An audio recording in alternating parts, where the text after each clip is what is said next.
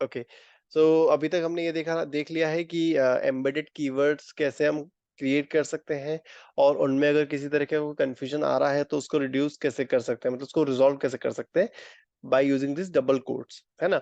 हम वैल्यूज को भी डबल कोट के अंदर पास करेंगे, और हमारा जो कीवर्ड है उसके अंदर जो वेरिएबल है उसको भी हम डबल कोट में लेंगे। ठीक है, सो इस डबल कोट से क्या होगा कि वो मतलब आपका ये रोबोट फ्रेमवर्क इतना इंटेलिजेंट है कि वो डबल कोट को कंप्लीटली इग्नोर कर देगा व्हाइल एग्जीक्यूटिंग, है ना। This is just a way to tell the robot framework कि भैया ये हमारा जो कीवर्ड की वैल्यू है वो इस डबल कोट से स्टार्ट हो रही है, इस डबल कोट पे एंड हो रही है, तो इसके बीच की जो पूरी वैल्यू है that belongs that's a value of our variable argument, ठीक है। this is what this is telling, ठीक है। so and also it gives much more better readability, this gives मतलब आपको जब स्क्रिप्टिंग में मेंटेनेंस करोगे, आज शिकागो है कल जाके लॉस एंजलिस वैल्यू आ गई, कोई भी वैल्यू आ गई, so it will also keep this separation, and it will give you that flexibility and increase the readability of your code as well, ठीक है। But this approach is not enough to resolve all conflicts, but it helps in common cases and is generally recommended. ठीक है, another benefit is that it makes arguments stand out from the rest of the keyword. ठीक है, the problem of keywords matching too much occurs often when creating keywords that ignore the given when, then, and, but prefixes, typically used in behavior driven development, BDD. ठीक है, तो ये जो embedded keyword है ना, जब भी हम बीडीडी को यूज करेंगे, बीडीडी टाइप की स्टाइलिंग को यूज करेंगे to create our scripts, will be using this embedded keywords a lot. ठीक है, for example, dollar name goes home matches given Jane goes home so that name gets value given Jane. अब यार ये जो example लिखा हुआ ना इसने, वो ये बोल रहा है कि मान लो अगर आपने इस तरीके से कोई आपका कीवर्ड बनाया, डॉलर नेम गोज होम, ये कीवर्ड है, डॉलर नेम गोज होम। ठीक है, तो अगर इस तरीके से आपका कोई कीवर्ड है ना, तो that keyword will match with given Jane, मतलब ये जो गिवन जेन है ना, ये आपका इस डॉलर नेम के अंदर स्टोर हो जाएगा, राइट। यहाँ पे देखो, अरे यार थोड़ा सा इन्होंने प्रॉपर वो नहीं करी है, लेट मी अनोटेट इट डायरेक्टली, यहीं पे कर सकूं तो ये यहाँ से लेकर ये है आपका कीवर्ड, और वो यहाँ से लेकर यहाँ तक उसे कॉल कर रहा है, ये आपका टेस्ट केस है, this is your test case and this is your keyword. ठीक है, तो अगर कोई व्यक्ति इस तरीके से इसे कॉल करता है, गिवन जेन गोज होम, तो ये जो डॉलर नेम है ना, इसके अंदर वैल्यू चली जाएगी गिवन और जेन। ठीक है, तो अगर आप कोट देते हो, जैसे आपने यहाँ पे जैसे कोट दिया था ना, अगर आप कोट देते हो around the argument like in name goes home, resolve this problem easily. तो अगर मान लो आपने कोट नहीं दिया ना, तो ये प्रॉब्लम क्या आएगी कि जो नेम वेरिएबल है उसके अंदर साला ये वाली डेटा भी चला जाएगा, गिवन जे। बट अगर आपने वहां पे प्रॉपरली कोड दे दिए, तो वो गिवन को भी इग्नोर कर देगा, ओनली जो जेन है उसकी वैल्यू आपके नेम के अंदर स्टोर करेगा। ठीक है, सो थोड़ा सा इनको यार डॉक्यूमेंटेशन इंप्रूव करना चाहिए, it's very much not readable. कैसे क्लियर करते हैं यार, क्लियर आउट ड्राइंग, ठीक है, ऑलराइट। ठीक है, इसको बंद कैसे करूं, मैं यहाँ से बंद कर देता हूँ। An alternate solution for limiting what values argument can match is using custom regular expression। ठीक है, तो ये देखो, ये डबल कोट तो है ही आपके पास में, आपकी यूटिलिटी बेल्ट में, that you can use to resolve the conflict. Apart from that you also have this regular expressions, मतलब रोबोट फ्रेमवर्क उसको भी सपोर्ट करता है। ठीक है, अब अपन नीचे स्क्रॉल करते हैं थोड़ा सा। हम्म, अब ये जो एग्जांपल है ना, ये अपने आप में इतना डिफिकल्ट है कि we should skip this altogether. Now let's see this example. ठीक है, मान लो अनोटेट में गया मैं वापस से, अपने पास में ना अपन ने दो कीवर्ड बनाए, एक कीवर्ड ये बनाया, एक कीवर्ड ये बनाया। यहाँ पे क्या कर रहे हैं अपन, डॉलर टाइप एक वेरिएबल मांग रहे हैं सामने वाले से, और यहाँ पे फ्रेमवर्क लिख दिया, ये मतलब ये स्टैटिक वैल्यू लिख दिया अपन ने, कीवर्ड का नाम लिख दिया, और यहाँ पे डॉलर टाइप अपन ने एक आर्ग्यूमेंट डिफाइन कर दिया। ठीक है, इस सेकंड कीवर्ड में अपन ने क्या करा कि एक रोबोट वाला एक स्टैटिक डेटा रखा, और यहाँ पे जो डॉलर एक्शन है, ये अपन ने आर्ग्यूमेंट पास करवा लिया यूजर से। ठीक है, तो ये दो अपने कीवर्ड है यहाँ पे। ठीक है, सो देखो, सबसे मुझे आंसर चाहिए ये जब भी मैं अपने इस टेस्ट केस में, नो कॉन्फ्लिक्ट वाले टेस्ट केस में ये वाली लाइन रन करूंगा, when I will run this line automation framework, तो ये किस कीवर्ड से मैच होगा? ये वाला जो मेरा मतलब ऑटोमेशन फ्रेमवर्क है, मैंने कॉल करा है, तो ये इससे मैच होगा कि इससे मैच होगा? बताओ।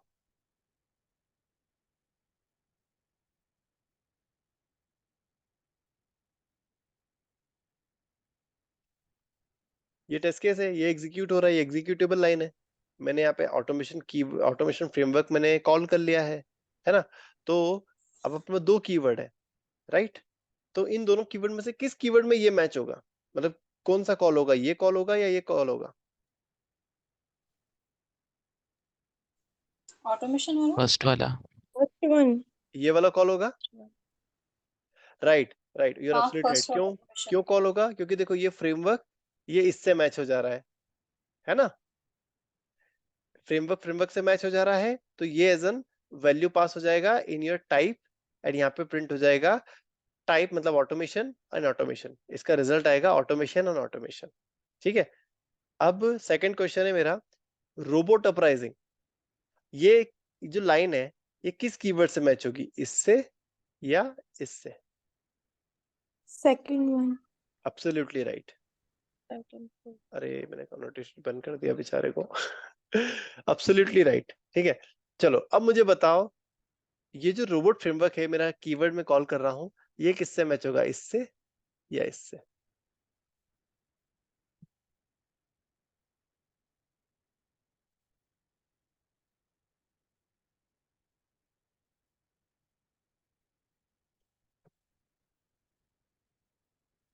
अरे बोलो, आंसर दो।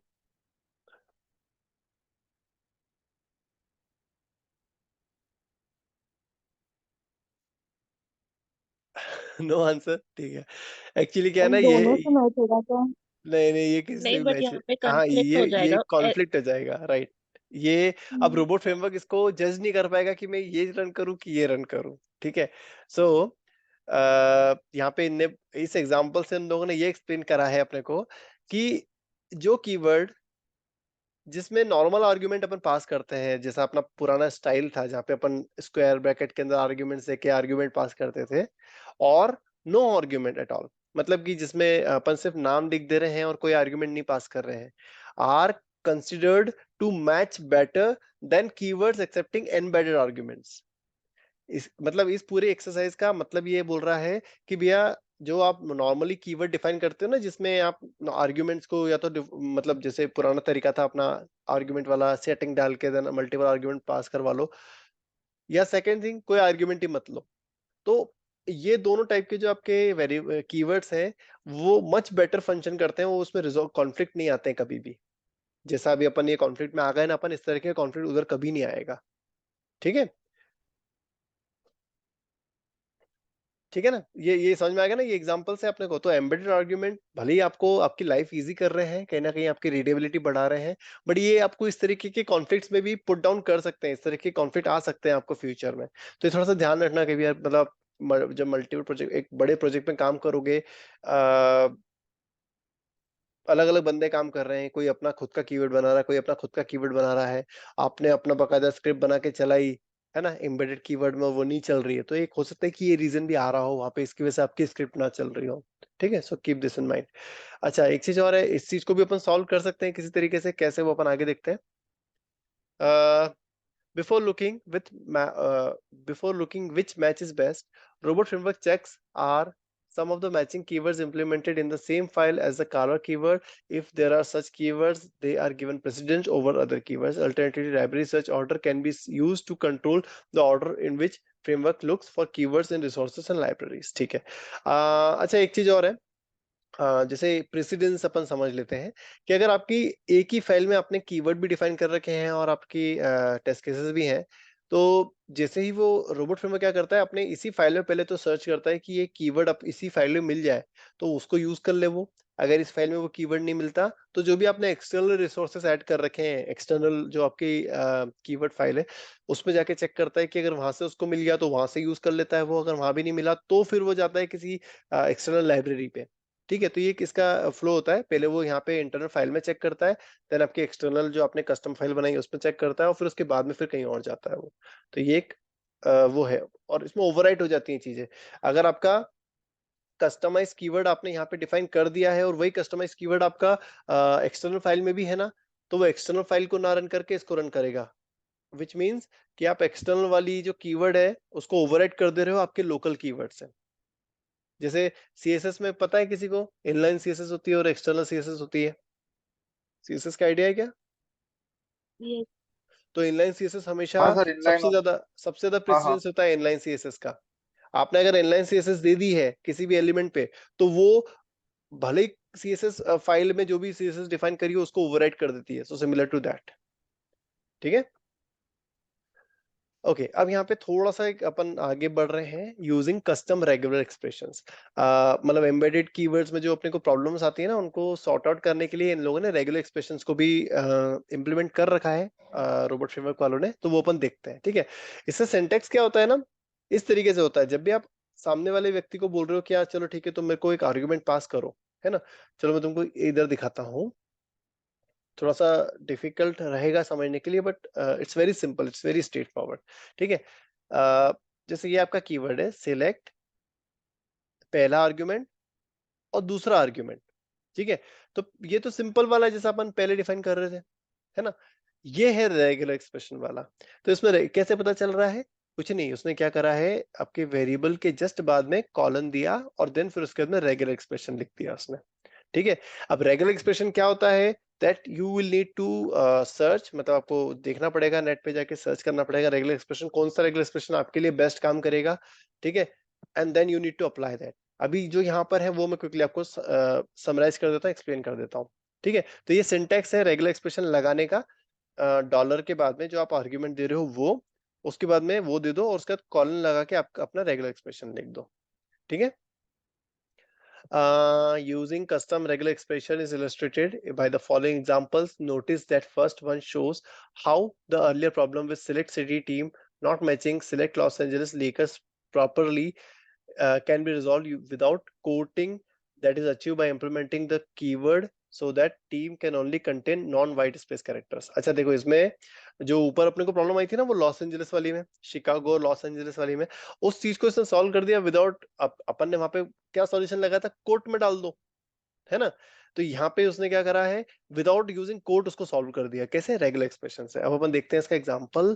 देखो यही था, select Chicago bulls, select Chicago sorry Los Angeles Lakers, है ना।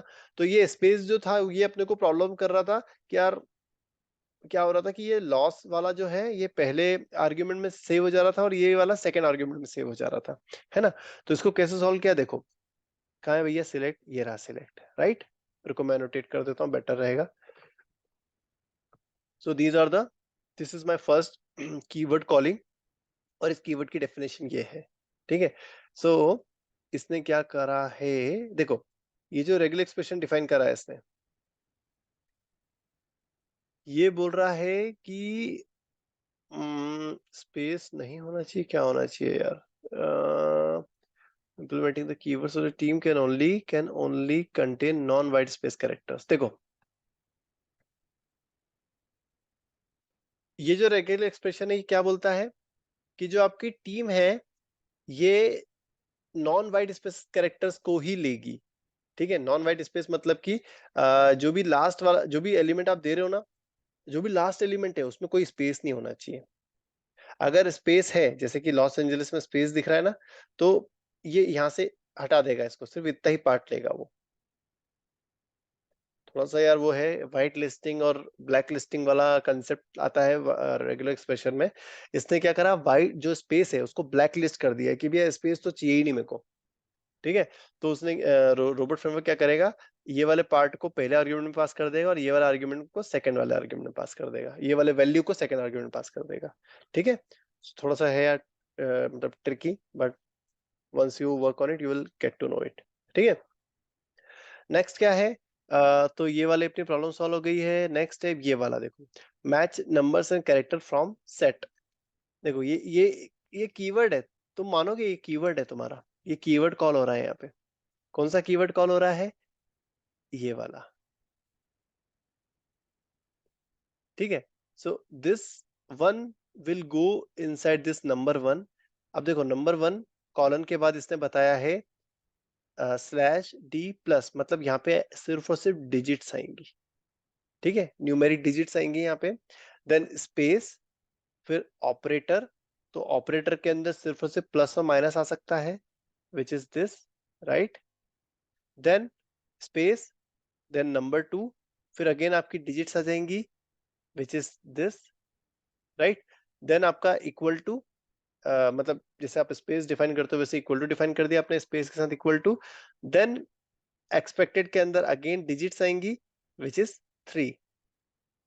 तो वन नंबर वन के अंदर जाएगा, टू नंबर नंबर टू के अंदर जाएगा, प्लस आपका ऑपरेटर के अंदर जाएगा, और 3 आपका जाएगा एक्सपेक्टेड के अंदर। ठीक है, अब ये पूरे जो मेरा अनोटेशन है उसे क्लियर करता हूं। तो आप देखोगे तो ये वाला कीवर्ड जब इसके थ्रू कॉल होगा तो ये रिजल्ट में डालेगा वन, ये आपका आ जाएगा वन। देन ऑपरेटर आ जाएगा आपका प्लस, राइट। देन आ जाएगा नंबर आपका 2। तो ये इसका जो इवेल्युएट है वो रिजल्ट आपका आ जाएगा 3, ठीक है। यहाँ पे आप should be equal as integer कर रहे हो, रिजल्ट मतलब कि 3, और एक्सपेक्टेड जो आपने यहाँ से पास करा है ये इधर पास करा है आपने, तो ये चेक करेगा क्या 3 इक्वल टू 3 है, अगर है तो ये पास कर देगा टेस्ट, ठीक है। तो this is how you can, मतलब ये इंटीजर्स का डिफाइन करना है तो इस तरीके से डिफाइन कर सकते हो। मतलब डिजिट्स नंबर्स आपको डिफाइन करना था, ये ऑपरेटर्स के लिए आपका रेगुलर एक्सप्रेशन है, ये आपका एक स्पेस, स्पेस को एक्सक्लूड करने का आपका रेगुलर एक्सप्रेशन है, ठीक है। देन आप यहाँ पे नीचे देखोगे तो डेट के लिए है, यहाँ पे पूरा डेट का दिया हुआ है, राइट। ये यहाँ से लेकर यहाँ तक पूरा डेट का, ठीक है। तो ये डिजिट, इसका जो है डिजिट 4 उसकी हो सकती है, 4 डिजिट की हो सकती है, मतलब डी मतलब कि नंबर्स हो सकते हैं, and that will be 4 digit, मतलब 4 डिजिट के नंबर हो सकते हैं यहाँ पे। देन हाइफन आएगा, देन स्लैश डी मतलब अगेन नंबर चाहिए, 2 मतलब कि 2 डिजिट के होने चाहिए, then hyphen, then slash D मतलब कि सिर्फ नंबर चाहिए, अगेन सिर्फ और सिर्फ 2 कैरेक्टर के होने चाहिए, 2 लेंथ होनी चाहिए उसकी। देन पाइप मतलब कि और वाली कंडीशन, टुडे मतलब या तो आप डेट पास कर दो या फिर आप टुडे वाला एक स्ट्रिंग पास कर दो, ठीक है। सो आप जब इसको इसका जो वो है डेडलाइन इज, ये इसको देखोगे आप तो विल गेट टू नो कि यहाँ पे देखो 4 character hyphen 2 character hyphen 2 character, तो ये भी इसको कॉल करके इसके अंदर चला जाएगा, या फिर डेडलाइन इज टुडे, तो ये भी इसको पास करके इसके अंदर चला जाएगा, ठीक है। ओके, अब नेक्स्ट,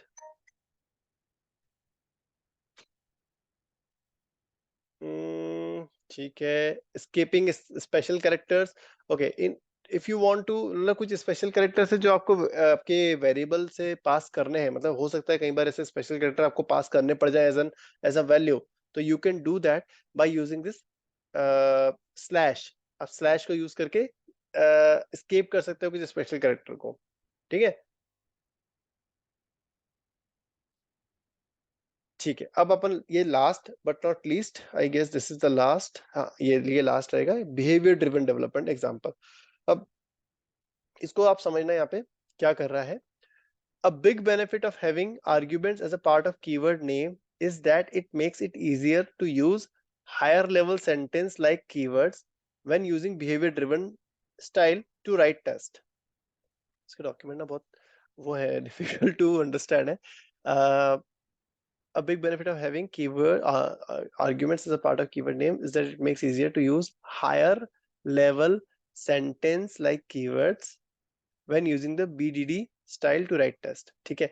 सो ये देखो ये आपके टेस्ट केस है, ये टेस्ट केस वाले सेक्शन में एड टू नंबर वाला आपका एक टेस्ट बनाया आपने, और उसमें जो आपकी जितनी भी स्टेप्स है वो एकदम बिल्कुल higher level sentence like keywords आप यहाँ पे कॉल कर रहे हो, ठीक है। एंड इसका जो स्टाइल है वो पूरा बीडीडी है। बीडीडी में क्या है, कीवर्ड यूज करते हो आप, गिवन, व्हेन, देन, ये आपका राइटिंग का स्टाइल होता है, इसको घेरकिन बोलते हैं, घेरकिन राइटिंग स्टाइल होता है, राइट। यहाँ पे तो आप यहाँ पे क्या करते हो, गिवन में बताते हो कि क्या प्री कंडीशन है जो कि अपने को सेटिस्फाई करनी है, व्हेन में आप ये बताते हो कि कौन सा एक्शन हमें लेना है, देन में आप ये बताते हो कि क्या हमें उसका वेरीफाई करना है, आई मीन कि क्या रिजल्ट वेरीफाई करना है, ठीक है। सो गिवन में इसने क्या बोला, आई हैव कैलकुलेटर ओपन, तो ये आपकी प्री कंडीशन है जो कि सेटिस्फाई हो जाएगी। Then when I add 2 and 40, मतलब ये आपकी एक्शन है जो आप परफॉर्म करोगे, I add 2 and 40, then result should be 42। तो ये आपका एक्सपेक्टेड रिजल्ट है जो यू विल वेरीफाई। ठीक है। सेकंड यहाँ पे टेस्ट केस में आप देखो वही का वही स्टाइल है जो अपन ने ऊपर देखा। Given I have calculator open, when I add 1 and -2, then result should be -1। ठीक है। तो ये गिवन व्हेन देन जो रहता है ना style, this is mostly used by the business people. ये बिजनेस पीपल को बहुत ज्यादा पसंद है, जो जितने भी आप अभी ओपनिंग देखोगे उसमें सब बीडीडी स्टाइल ही मांगते हैं आपसे। ठीक है। तो अगर वो लोग मान लो बीडीडी स्टाइल मांगते हैं, तो you can also give that in robot framework as well. You do not need to मतलब वरी अबाउट कि यार मेरे को बीडीडी आता है, मुझे कुकुम्बर आता है, तो अगर मुझे को बीडीडी और कुकुम्बर सीखना है या मुझे उसमें अगर जनरेट करना है मेरा पूरा ऑटोमेशन का कोड, तो मुझे कुकुम्बर एज अ अलग सीखना पड़ेगा, जावा अलग सीखना पड़ेगा, उसके स्टेप डेफिनेशन सीखने पड़ेंगे, देन उसके बाद में मतलब इन शॉर्ट कि आपको जावा, सेलेनियम, टेस्टएनजी में जरूरी नहीं कि उसी में आप कर पाओ, you can also achieve the same thing in robot framework as well. ठीक है। तो ये आपका पूरा बीडीडी स्टाइल है, राइट, आपके टेस्ट केसेस का। अब अपन इसको थोड़ा सा क्लियर करता हूँ, यहाँ पे क्लियर आउट आएंगे। अब देखो, अब ये जो की सॉरी आपकी कीवर्ड्स हैं उनकी डेफिनेशन देखो आप। ठीक है। आई हैव कैलकुलेटर ओपन, तो ये I have dollar program open, start program program. तो अगर यहाँ पे जो भी प्रोग्राम का आपने नाम दिया है वो उसको स्टार्ट कर देगा।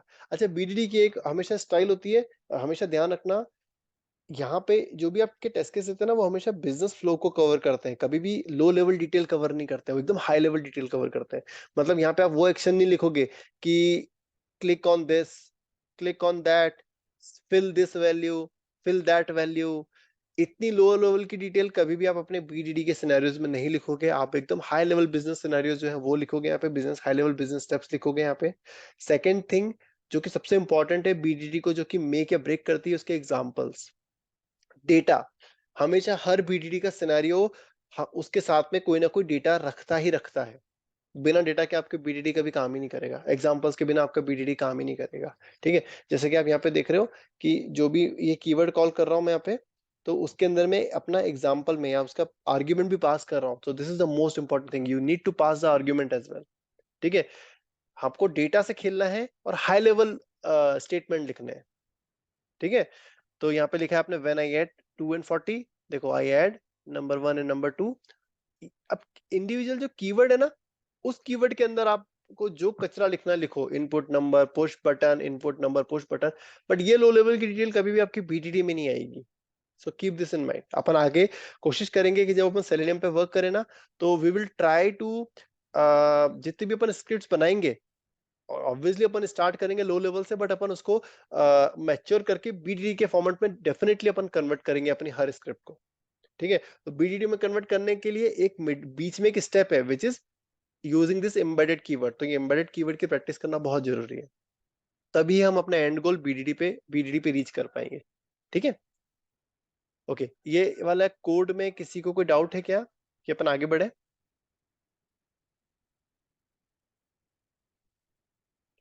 All right, silence means answer. Right, cool. So we will be doing a lot of practice on it. बस आपको एक अवेयरनेस आ जाए, that is why I use this whole document to show you. Now the next point I want to discuss as per my plan is API testing checklist. So again this is theory, थोड़ा सा आपको मेरे साथ में beer करना पड़ेगा for more theoretical lecture, sorry for that.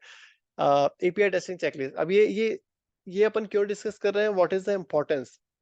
क्या होता है जब भी आप एपीआई टेस्टिंग करने बैठो, मैन्युअली कर रहे हो चाहे आप ऑटोमेशन से कर रहे हो, ठीक है, आपको डेवलपर्स हैं या जो आपके प्रोडक्ट ओनर हैं या जो भी आपका मतलब डेवलपमेंट टीम है, वो आपको एक, इवन क्लाइंट भी आपको एक वो दे देगा डॉक्यूमेंटेशन, जिसमें एपीआई की सिर्फ और सिर्फ एक टेक्निकल इंफॉर्मेशन रहेगी और वो क्या बिजनेस प्रॉब्लम को सॉल्व कर रहे हैं वो इंफॉर्मेशन रहेगी, है ना।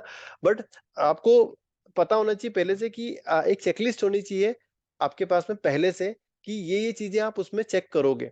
अगर आपने ये सारी चेकलिस्ट को चेक कर लिया और ये सारी चीजें आपने चेक कर ली, तो यू कैन बी श्योर कि यू हैव कंप्लीटेड, आपने पूरा एपीआई को अच्छे से टेस्ट कर लिया है, कुछ भी चीज छूटी नहीं है उसमें, कोई भी बग मिस नहीं हुआ है आपसे, ठीक है। सो this is the checklist, comprehensive checklist है आपके पास में, इसको फॉलो करना। इसमें जो जो चीजें लिखी हुई हैं, मतलब हाई लेवल पे पॉइंट ही मेंशन है, एक चेकलिस्ट टाइप बना रखी है, उसको फॉलो करना। इसमें जो जो पॉइंट मेंशन है उनको आई मीन की टेस्ट कर लेना, and your API will be 100% tested. So इसके लिए एक आपको एक लिंक दी गई है यहाँ पे, इसको आप ओपन करना। यहाँ पे अपने पूरा एक बहुत अच्छे तरीके से डॉक्यूमेंटेशन मेंशन कर रखा है यहाँ पे, ठीक है। अब अपन क्विकली उसको रीड कर लेते हैं। फर्स्ट है स्कीमा वैलिडेशन, एपीआई टेस्टिंग का सबसे पहला पार्ट है स्कीमा वैलिडेशन। सो इसमें अपन क्या करते हैं, पढ़ते हैं quickly. As a part of schema testing you must make sure that the schema is correct and based on the requirements. API details are usually part of the documentation. It gives all details about the request response body and the data types. A JSON schema can be created with the help of online tools or manually based on experience. You can choose the manner as per your need. However, two good options are jsonschema.net and formatter.org. A sample schema of contact management application generated by jsonformatter.org is as follows. ठीक है, सो schema, ये Jason का schema इस तरीके से होता है, right. आपको पहले तो यहाँ पे एक मेटा डेटा इन्फॉर्मेशन देनी पड़ती है, देन उसके बाद में स्पेसिफिक टू दैट जेसन, जिसको आपको डेटा, जिस जेसन डेटा को आपको वेरीफाई करना है, उसका यहाँ पे पूरी इन्फॉर्मेशन आप पुट डाउन करते हो, राइट। कौन कौन सी की रहेंगी वहां पे, और उनकी जो वैल्यूज रहेगी वो किस टाइप की रहेगी, राइट। देन उसके बाद में आप ये बताओगे कि इन ऊपर जितनी भी की वैल्यू पेयर दी है उनमें से कौन से की वैल्यू पेयर आपके मैंडेटरी है, राइट। और आपका जो ओवरऑल डेटा है, whether it's a type of an array और एन ऑब्जेक्ट, किस टाइप का डेटा है, right. So this is the data which you will put down in your JSON schema and you can verify that. Now scrolling down a little, schema validation consists of the following: the data type matches with the requirement, the required mandatory parameters are present, the type of a schema is correct, JSON object or JSON array, right? With the help of Postman, you can test the JSON schema. Let's see the Postman code snippet in the test submenu. ठीक है। So JSON schema को validate करने के लिए obviously you can use our robot framework code, which we have discussed in earlier sections, as well as you can use the Postman as well. So this is a simple code जिसको use करके आप can you can validate the JSON schema in Postman. Okay, now let's scroll down. Test coverage, API test coverage is said to be good if it covers all functional aspects of software application, the technical aspects of API, versioning, error logging, request and response headers, request and response parameters, the data including invalid data, data injection, and few other aspects of security testing. And finally, the performance. It's good to have the testing API documented if the APIs are exposed to external world. First, header testing.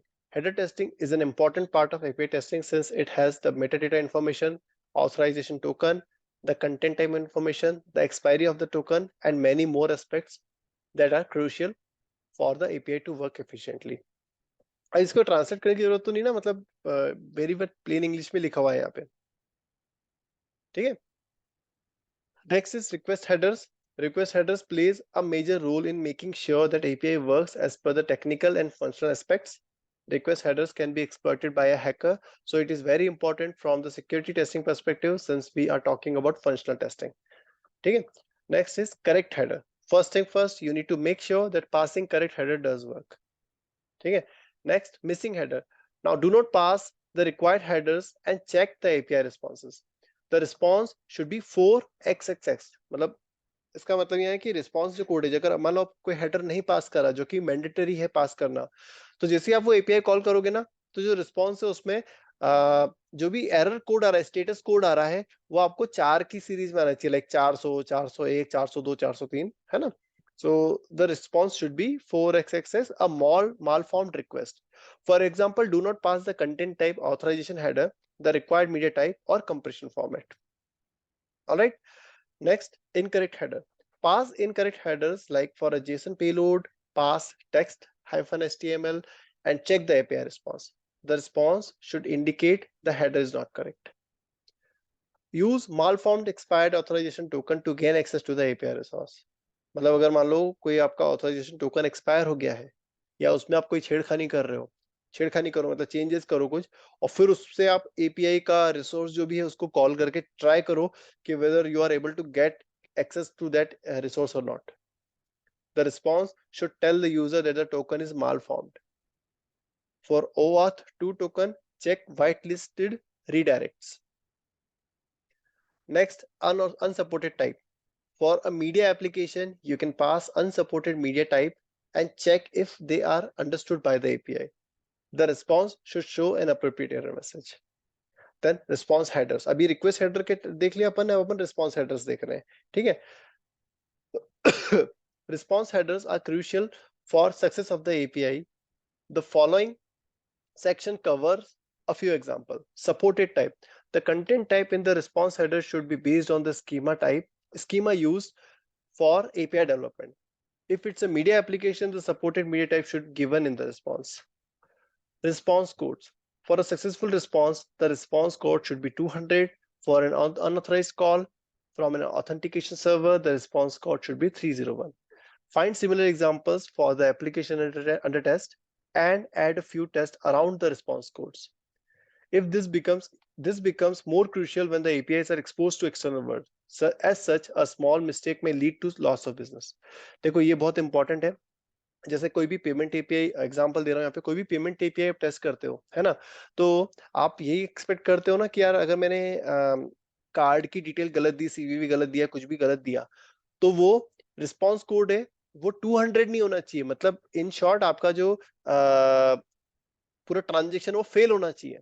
और even failure की भी अलग अलग category है कि fail हुआ तो क्यों हुआ, वो एग्जैक्टली वो कैटेगरी बतानी चाहिए आपको वो एपीआई। अगर वो एपीआई सिर्फ एक जेनरिक एरर दे रही है कि समथिंग वेंट रॉन्ग, तो कैसे समझ में आएगा कि क्या गलती करी सामने वाले ने? उसको तो बताना है ना कि भैया तेरा सीवीवी गलत है, या तेरा कार्ड एक्सपायर हो गया है, या तेरा ट्रांजेक्शन ही ब्लॉक्ड है। अगर इस लेवल की डिटेल आपका एपीआई नहीं देगी, मतलब एपीआई कॉल कर रहे हो और इस लेवल की डिटेल आपकी एपीआई नहीं रिटर्न कर रही है, तो आपकी एपीआई यूजलेस है ना। आपका कोई आपकी एपीआई को क्यों यूज करेगा? Why why they will use it? आपका एपीआई तो एकदम बिल्कुल जेनरिक एरर रिस्पॉन्स दे देती है हर चीज में। एक रॉन्ग इंप्रेशन जाता है, रॉन्ग इंप्रेशन जाएगा ना आपके कस्टमर्स पे, they are paying you, right? अब जीरा की बात कर लो, जीरा में आपने कोई चेंजेस करे और वो आपको बस समथिंग वेंट रॉन्ग देता जाए, आपके स्पेसिफिक एरर नहीं बताए कि यार क्या एरर है यहाँ पे, क्यों ये एरर आ रही है, तो how will you resolve it? And what experience you will have towards जीरा, मतलब आपका परसेप्शन क्या बनेगा जीरा के डेवलपर्स की तरफ, क्या ये इतनी सी चीज नहीं इनसे ठीक कर पाए लोग, right? Next, request body. Testing the request body has a lot of scope if everything is set up correctly, such as the metadata in the headers. But if the request body is not correct and is missed in testing, it directly impacts the functionality of the application. Let's check what can be tested as a part of request body. First, format unsupported. Sends a text format as a payload and check the response. Only supported formats should be allowed by the API. मतलब जैसे format supported मतलब वहां पर उसको Jason चाहिए तो Jason ही accept होगा वो, वहां पे अगर आपने टेक्स्ट दिया तो वो नहीं एक्सेप्ट करेगा, है ना?